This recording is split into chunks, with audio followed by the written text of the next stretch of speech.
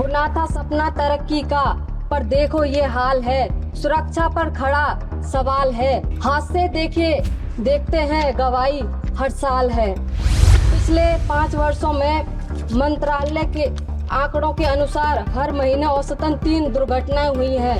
Ticket की कीमत 1.5% दुगनी बढ़ा दी है, जिससे बढ़ती आबादी के लिए यात्रा महंगी हो रही है। सरकार को दिखावे की राजनीति छोड़कर समर्थक सुधारकों पर भी ध्यान देना चाहिए। और मैं अपने भरतपुर क्षेत्र की भी रेलवे की समस्याओं को लेकर माननीय मंत्री जी को भी कई बार मैंने पत्र लिखा है, पर लिखने के बाद भी अफसोस के साथ, मतलब दुख के साथ मुझे यह कहना पड़ रहा है कि महीनों बीत जाने के बाद भी आज तक उन पत्रों का जवाब मुझे नहीं मिला है। धन्यवाद अध्यक्ष महोदय। आज मैं हमारे देश की जीवन रेखा भारतीय रेल की बिगड़ती स्थिति पर अपनी गहरी चिंता व्यक्त करने के लिए खड़ी हुई हूँ। जबकि विभिन्न सरकारों ने इस महत्वपूर्ण संस्था को मजबूत करने का प्रयास किया है, यह देखना अत्यंत दुखद है कि वर्तमान सरकार तहत काफी दिन ब दिन खराब हो रही है। आज जो तथ्य मैं प्रस्तुत करना चाहूंगी वह मात्र आलोचना नहीं है, बल्कि आधारित आंकड़े और रिपोर्ट जीवन अनुभवों पर आधारित है। बजट आवंटन 2024-25 रिकॉर्ड संख्या के पिछले प्रबंधन की कमी है।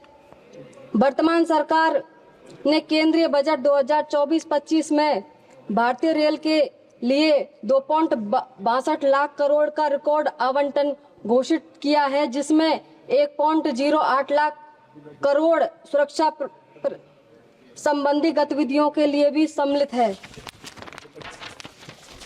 बुना था सपना तरक्की का, पर देखो ये हाल है। सुरक्षा पर खड़ा सवाल है।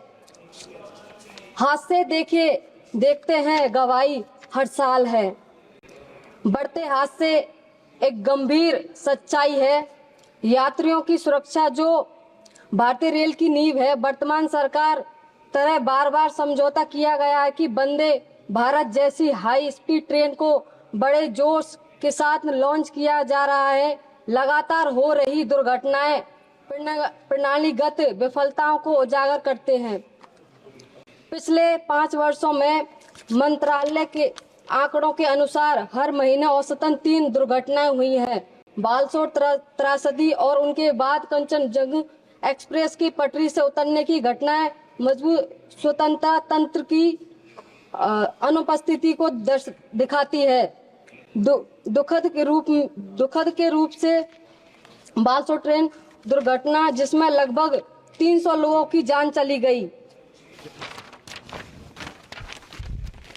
इसके अलावा 2017 से रेलवे की बजट को केंद्रीय बजट में विलय कर दिया गया है, जिससे संसद में गहन चर्चा का भी अवसर समाप्ति हो गया है, जिससे जवाबदेही कम हुई है और सरकार की प्राथमिकताओं पर भी सवाल उठाने का भी मंच भी छीन लिया गया है। सबसे परेशान करने वाली बात तो यह है कि बजट का ध्यान बहुसंख्यक यात्रियों के लिए की जरूरतों पर ध्यान नहीं है।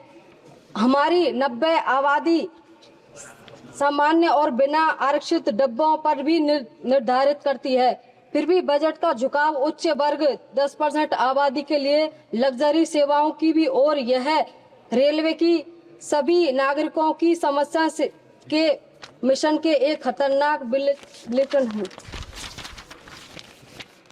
सरकार का निजीकरण की ओर झुकाव जिसे आधुनिकीकरण के रूप में भी पेश किया जा रहा है, भारतीय रेल के सार्वजनिक सेवाओं के मूल्य सिद्धांतों को भी कमजोर करता है। निजी ट्रेन हो जैसे कि तेजा एक्सप्रेस ने पहले दिखा दिया है कि उनका टिकट की कीमत 1.5% दुगनी बढ़ा दी है, जिससे बढ़ती आबादी के लिए यात्रा महंगी हो रही है। महिलाओं के लिए, नागरिकों, दिव्यांगजनों और सुरक्षा कर्मियों के लिए रियासतें समाप्ति हो सकती हैं, जिससे कि लाखों कमजोर नागरिक प्रभावित होंगे। शौचालय गंदे बने हैं और यात्रियों ने भी स्वच्छता को लेकर भी शिकायत की है।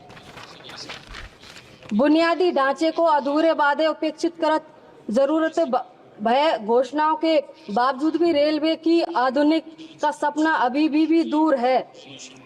40% से अधिक रेलवे ट्रैक नवीनीकरण के लिए लंबित है।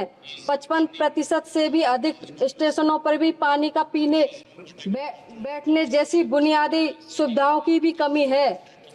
एक पुकार की सुधार कि माननीय अध्यक्ष महोदय, रेल मंत्री केवल एक संस्था नहीं है, यह हमारे देश की प्लीज कंट्रोल। बस एक मिनट प्लीज मैडम स्पीच। हमारे देश की धड़कन है।